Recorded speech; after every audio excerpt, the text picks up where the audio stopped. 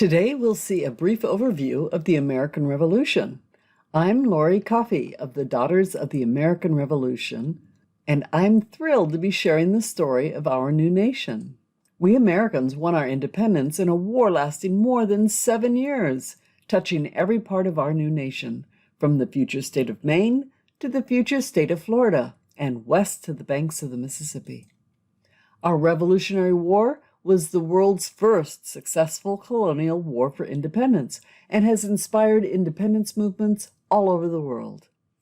In spite of marching for miles, physical and bloody combat, weeks of deprivation, loss, and disappointment, our patriot ancestors made it happen. Let's go back 7 or so generations to see what our patriots endured. Not all soldiers fought in battle, like DAR patriot James Ballou from New Hampshire.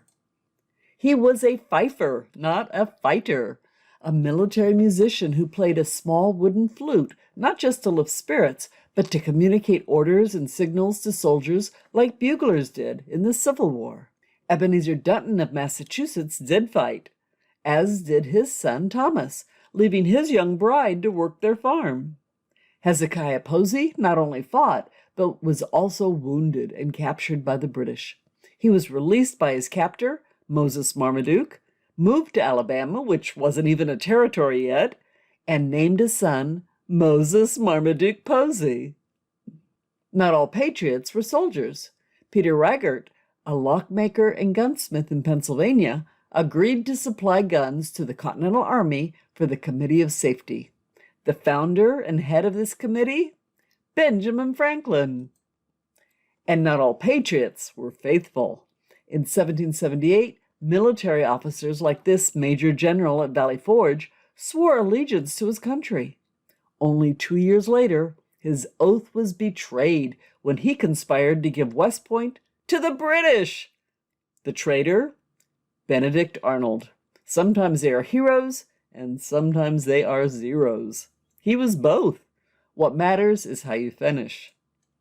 In the Pulitzer Prize-winning play, Hamilton asks, why should a tiny island across the sea regulate the price of tea? Let's see how tea helped to prompt war with Mother England. We'll start back in 1651, when Oliver Cromwell's Navigation Acts had a disastrous effect on trade for the colonies. It meant no more trading with the Dutch right down the coast in Manhattan. And all imports had to be taxed and imported through England, even if they were coming from America to the Caribbean. This convoluted policy was the first to encourage independence in the colonies. In 1765, with George III now at the helm, Parliament has not eased up on the Navigation Act, but has added a new tax stamped on every document like legal papers, newspapers, and even playing cards. People from merchants to artisans resisted this taxation without representation, as a matter of their ancient constitutional rights from the Magna Carta, which promised that the English never, never, never will be slaves of anyone, including the king. Patrick Henry vigorously attacks the Stamp Act and Parliament. He also warns that anyone who supports the tax is an enemy of the colonies. Like Ben Franklin, who was in England representing Pennsylvania in the debate over the tax.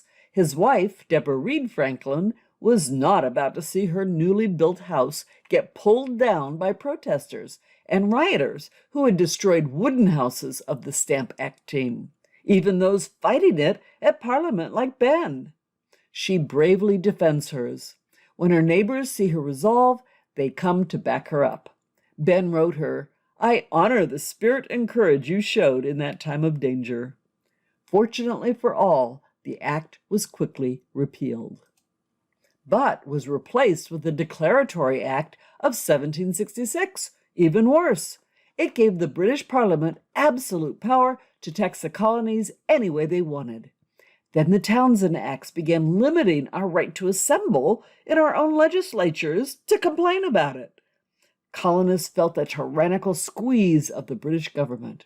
The pot of revolution is beginning to boil throughout the colonies. Question: Which was not one of the original 13, Vermont or Georgia?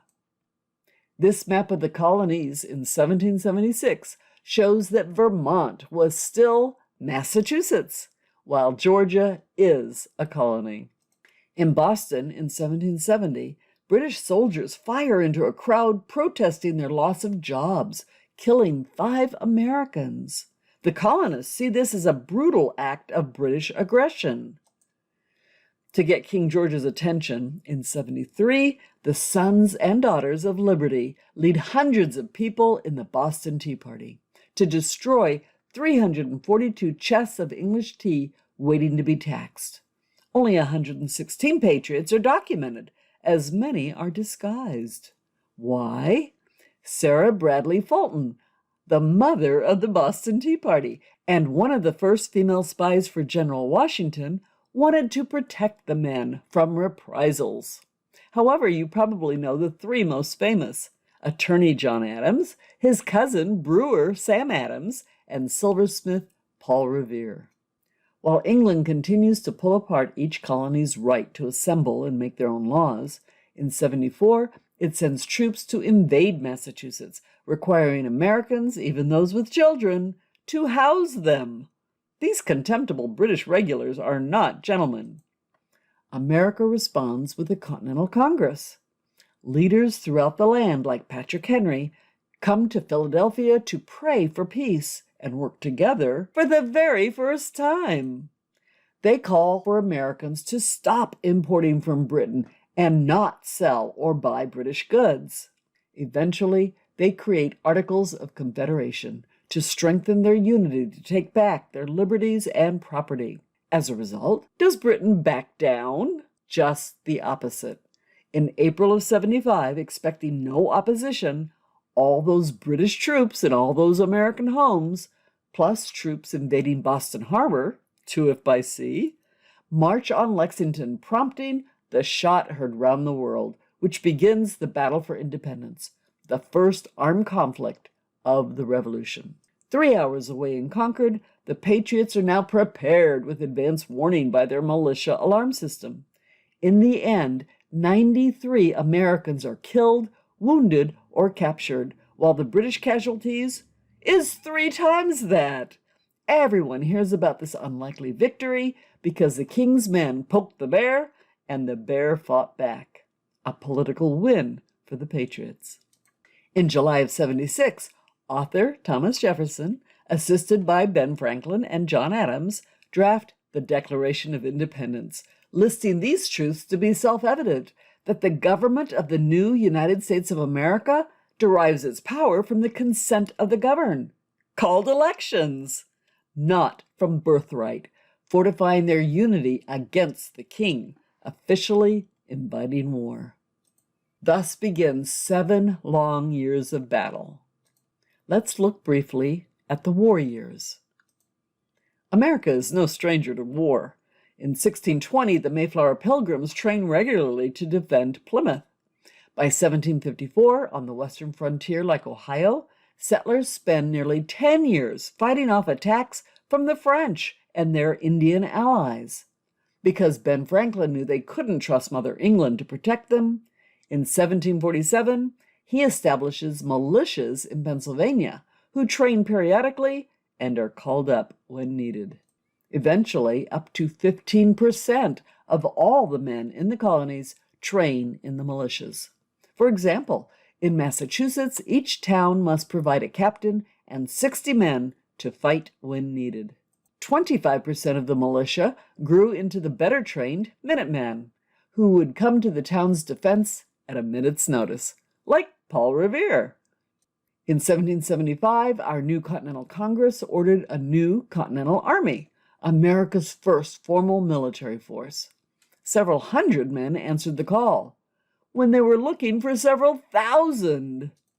The poor showing of his troops so exasperated George Washington that he threw his hat on the ground and famously exclaimed, "Are these the men with which I am to defend America?"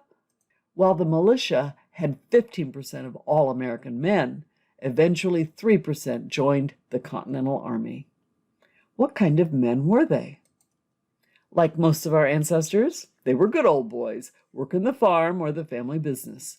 They were considered tall at 5'8", although General Washington was 6'2". The men could expect to live to 38. Today, it's 78. These were not the men George complained about. His concern was with the officers. Congress asked Ben Franklin to meet with the general and create a plan to fix the officer corps where discipline was lacking. AWOL officers, they decided, will be docked a month's wages for the first offense. Sentries found asleep will be whipped. But anyone who encourages troops to mutiny gets the death penalty. The Battle of Saratoga was the first big win after Concord 2 years before. With 2 crucial battles, it was a decisive victory for the Continental Army and a crucial turning point, helping to recruit more soldiers. So why would they join the fight? Perhaps the bounty cash. In Richmond, New Hampshire, they had to double the bounty they paid to 24 pounds, or about $7,000 today, to lure their young men away from the farm. And for those who could wait for their prize, they were encouraged to fight for bounty land, in one of these states providing it, plus territories, like Ohio. Even women supported the Patriot effort. Most women stayed home struggling to deal with inflation, shortages, and running the family and business alone. Often they faced looting British soldiers or worse, plus the fear that their husband couldn't return.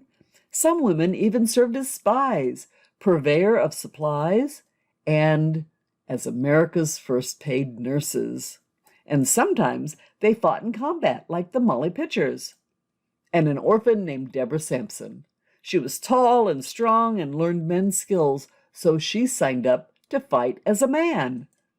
Even when disabled in battle, she continued to serve at West Point. At the end of the war, when her General Patterson found out he was a she, rather than reprimand her, he gave her an honorable discharge and money for her to get home. One of America's first women to receive a military pension. We had patriots like Benjamin Franklin, who spent the war years in France working to get help from our former enemy, the French. In 75, he finds a Prussian noble for the war effort, Baron von Steuben, a military officer who whips the Continental Army into a disciplined and professional fighting force. In 78, after our victory in Saratoga, Ben finally convinces French King Louis XVI to help. The French begin to officially ship money and supplies to the new nation. I come back with more guns and ships, and so the power shifts. In 77, this 19-year-old French Marquis de Lafayette is itching for a fight. He even provides his own ship for our beleaguered navy. Washington is so impressed, he promotes the Marquis to general. 3 years later, 5,300 well-trained French troops officially arrive with 450 officers led by Count Rochambeau, bringing much-needed strategic expertise to the Continental Army. Even when Washington and Rochambeau strongly debate whether to attack in New York City or strike the enemy elsewhere, they work through their differences with mutual respect. We had black regiments. While British and French had black men in the ranks, they served as musicians or servants, not as musket-shooting soldiers. American units from New England and the Caribbean were recruiting men of color to fight. The Fighting First of Rhode Island bravely inflicted so many casualties on Hessian mercenaries during one battle that their officer in charge resigned rather than continue to fight. James Armistead, an enslaved man from Virginia, served as a spy posing as a runaway slave to hear the news in enemy camps. Before Yorktown, he gathered crucial details to help us win the battle. He was promised emancipation for his service, and he got it from Lafayette. In tribute to the Marquis, he took his surname. Even this famous painting includes Prince Whipple, an enslaved African. He served as bodyguard to a general who served General Washington. Like James Lafayette, Prince was also promised emancipation and got it. Some who didn't get it sued for freedom and won. Unfortunately, many others, not so much. At the time of the first battle, 80 indigenous nations lived east of the Mississippi. Some remained neutral in the war. Most joined the British. Others, like the Oneida and Tuscarora, sided with the colonists. Some even joined the Continental Army. While the records are thin, the DAR has collected information, including the following letter written about the war in 1778 by the leaders of the River St. John's Indians in Maine.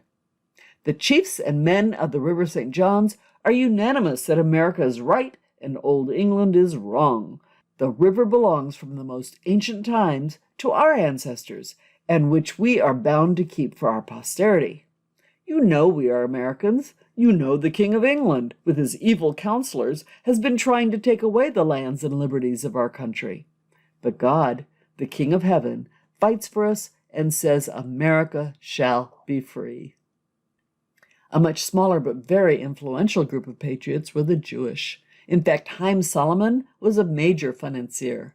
When Washington's troops were close to mutiny for not being paid, Solomon dug into his own pocket and paid more than $650,000, winning us the war. Sadly, he died only 4 years later in debtor's prison. The government never repaid its debt to him. Like many patriots, Jews fought, died, or went bankrupt for the cause. Meanwhile, as Franklin gets all the help he can from the French, by 79, many of the Continental soldiers are literally naked in rags, their diet consisting of crackers and rodents. Out of ammunition and hope, the future looks bleak. Washington writes to Franklin bluntly asking for either money or peace. No other option would help. Franklin is able to coax a final 6 million livres from the French, who are now also close to bankruptcy.